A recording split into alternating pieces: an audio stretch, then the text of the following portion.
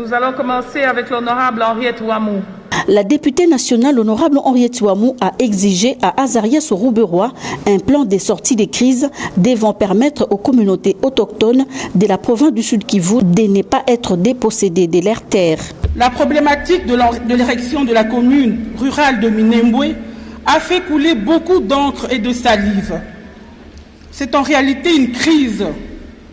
En votre qualité de ministre de décentralisation, pouvez-vous nous ébaucher une proposition de sortie de crise devant permettre aux communautés autochtones du Sud Kivu de ne pas être dépossédées de leurs terres? L'élu de la circonscription électorale de la Funa a formulé cette demande dès lundi dernier lors du débat sur l'interpellation du ministre d'État en charge de la décentralisation à l'Assemblée nationale. Du haut de la tribune de l'Assemblée nationale, Henriette Ouamou affirme que Azarias Rouberois s'est toujours présenté comme originaire des Minembwe dans la province du Sud Kivu. Dans son intervention, l'élu de la Funa tient à ce que les ministres de la décentralisation puissent édifier la représentation nationale sur la fabrication de la commune de Minembwe, alors que celle-ci ne se retrouve pas sur la liste des agglomérations ou communes ayant obtenu l'avis conforme de l'Assemblée provinciale du Sud Kivu. Monsieur le ministre d'État, vous avez toujours affirmé que vous êtes originaire de Minembwe, de la province du Sud Kivu.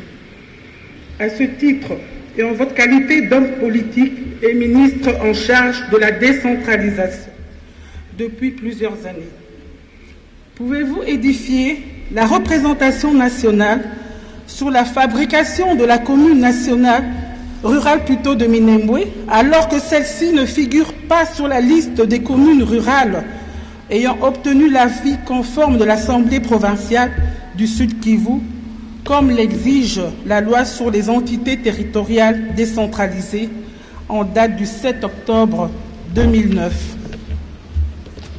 En 1961, Monsieur le ministre, les archives de l'ONU faisant foi l'Organisation des Nations Unies au Congo, enceinte de l'actuel MONUSCO, a identifié les populations installées sur les plateaux de Mulenge, dans le Sud Kivu, comme des réfugiés rwandais qui ont fui en 1950. Les atrocités du moine Mutara III du Royaume du Rwanda et ont bénéficié de l'hospitalité légendaire des communautés autochtones du Sud Kivu. Les archives de l'ONUC renseignent que l'ONUC a interdit à ces réfugiés rwandais de se mêler de la politique du Congo. En vertu de quel principe ces réfugiés rwandais peuvent aujourd'hui lui réclamer la propriété d'une partie du territoire congolais qui appartient à des communautés autochtones?